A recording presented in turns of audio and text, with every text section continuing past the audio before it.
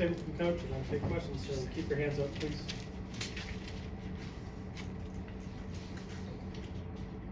So it's our last home game. Senior night should be a special night, especially for Mark. Steven just told me he's got 79 wins here in Coleman, so hopefully we can get to 80. Sounds a lot better than 79. So he's had a really good career here.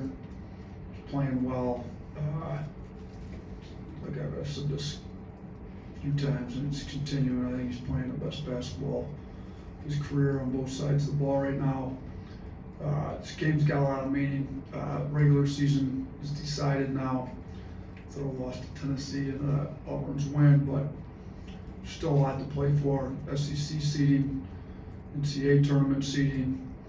You know, we've got to get to playing our best basketball in March. I thought we played really well against Tennessee. Didn't close it like we needed to, but played well.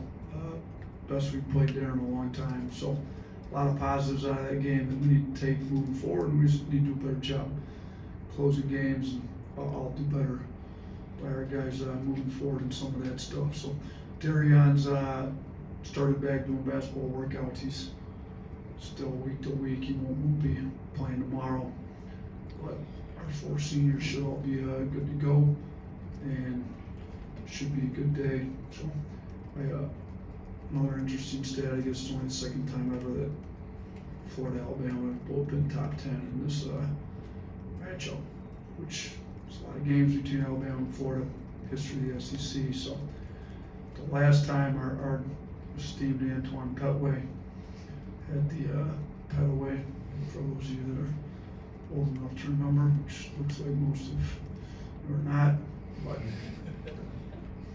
I'm gonna leave here, go to Dr. Bittner's office, a little under the weather, and the room they always put me in always has the picture of Antoine Petway making his Petaway put Florida away. So hopefully we got another good game.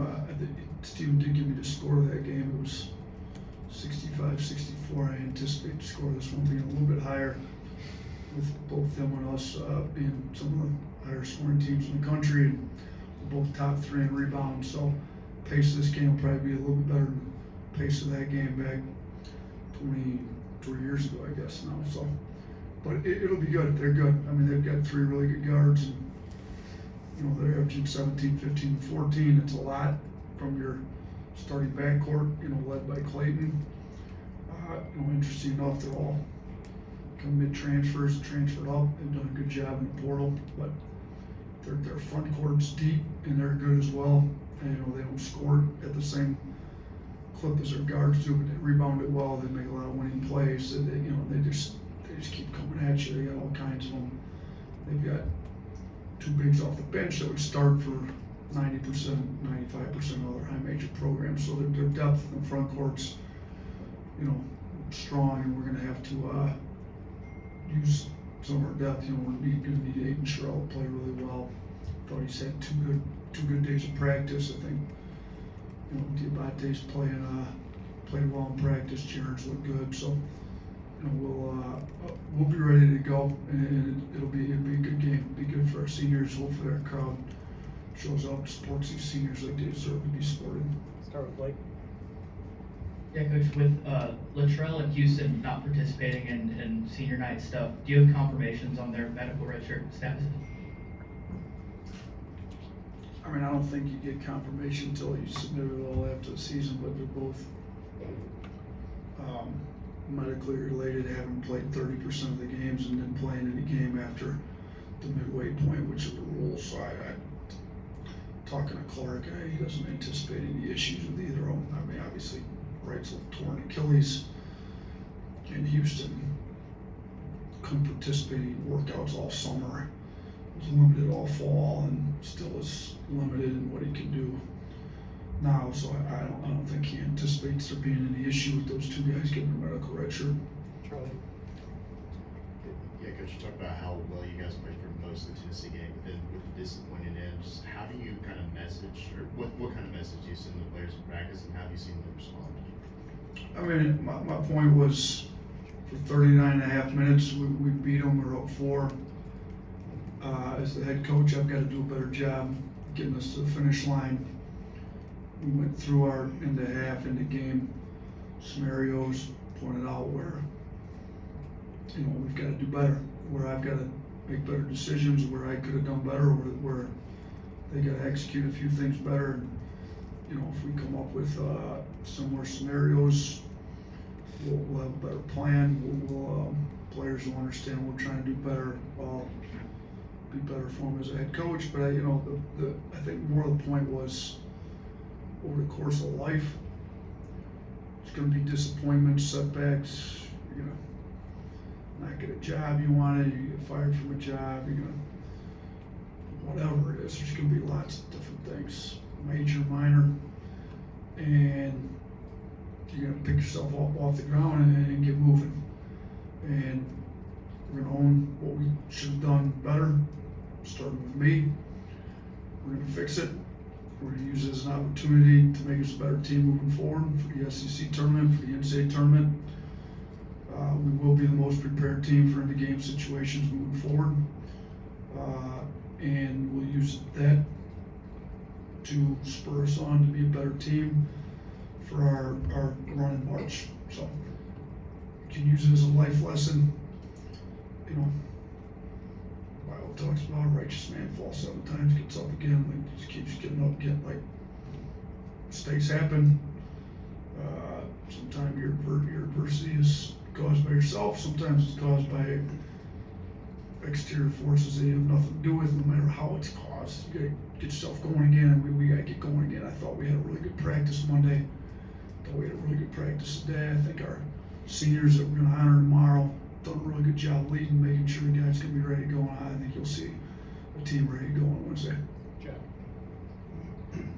Just with Mark, just how proud does it make you, with him being a kid from the state of Alabama, to see him come into this program and lead it in a better place than he's found it?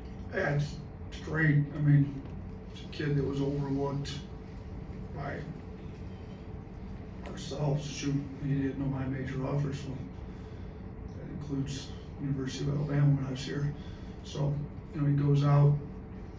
Obviously, I'm sure he was disappointed.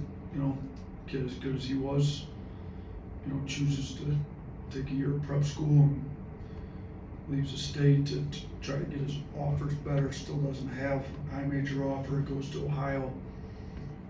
If you go look at the beginning of his freshman year, didn't play much. I think he had some DNPs, to be honest with you. Kind of had to fight his way into the rotation.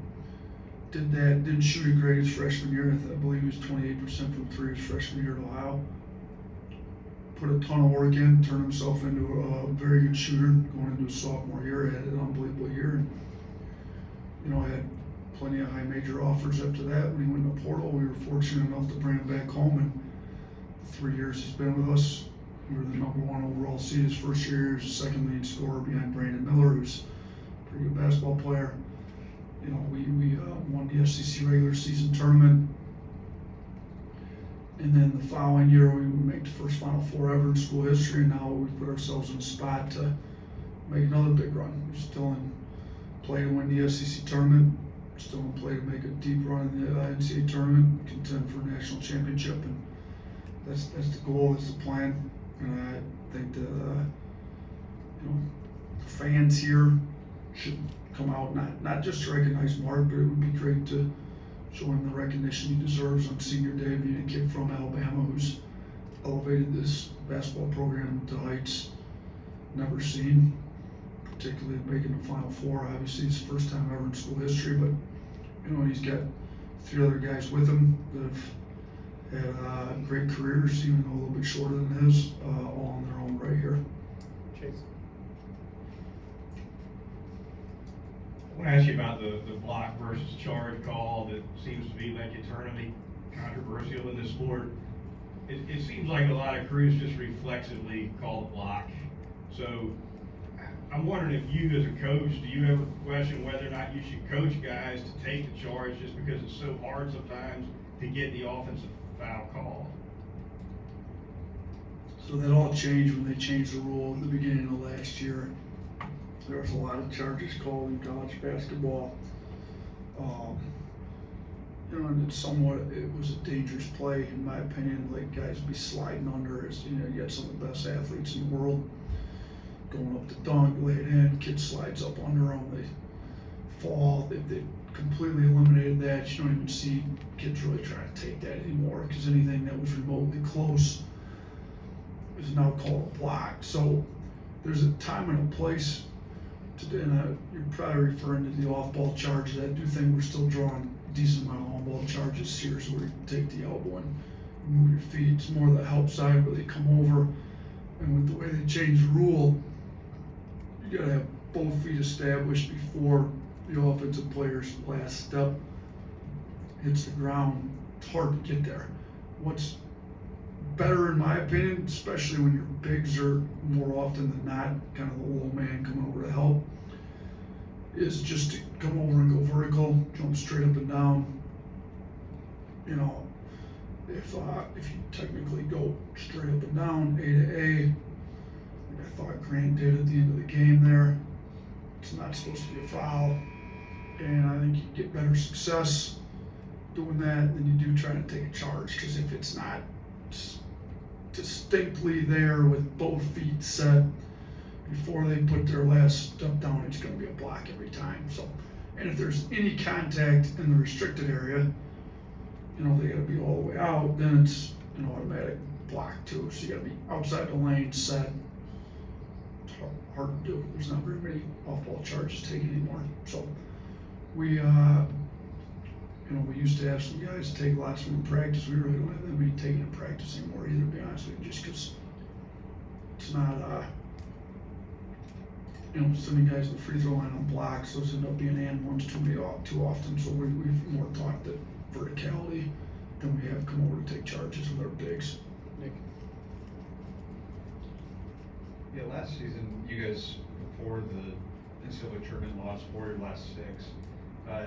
Does the way, and then you obviously went to the Final Four, does the way that last season ended going into the tournament change how you view or coach or view issues late in the season? I mean, the thing it reminds you of is that there's always room to grow and get better, both as individuals and as a team. So, yeah, we had a tough loss at Tennessee. Lots of things we did well and a few we got to do better at. There's plenty of time to get better at them. Let's clean up what we got to get better at. Let's be the best team we can be. Let's just keep learning, keep learning. We say it all the time. Last year was maybe the best example we've had of it around here. Just keep getting better, keep getting better. Doesn't matter whether you've lost 4 or 6, lost 2 in a row. Let's make sure we're better on the next game out. Give max effort on everything we got, and let's see what happens. And we had a Final Four run, so you know we're even more battle tested this year than I think we were last year, with a much tougher SEC. We've got 2 unbelievably tough games coming up here to close out the regular season, and we'll be as battle tested as any team I've ever had going into the SEC tournament. You know, we're hoping to win the SEC tournament. That's the goal. If we don't win it, we'll obviously refer to last year's experience. Let's group ourselves together and make an NCAA tournament run and try to win 6 in a row there. So we'll just keep looking at getting better every time we go out. And I think last year proved that that's definitely something we can do and it's capable of doing, and that's going to be the goal. Tony. You mentioned the regular season title being out of reach. After that buzzer beater, there was a few posts, that celebratory posts. Did the guys see those? And if so, is there an extra fire ending this team? Have you noticed? I didn't. Somebody sent me one. I haven't even mentioned it to the guys. I'm sure some of our guys are on social media and saw it. I mean, obviously they don't like us. We don't like them either. It's kind of the way it goes in the state. If the roles would have been reversed, I'm sure we would have been celebrating winning a regular season championship as well. I mean, it was more to me like we lost that guaranteed them the regular season championship. It's probably also helpful that it was Alabama that lost, I'm sure. So everybody plays to win championships. They won it. Got to give them their respect. They've done an unbelievable job this year. They're a good team. We get one more crack at them. But before we do that, we've got Florida. What we're talking about, we haven't even addressed anything to do with Auburn at all.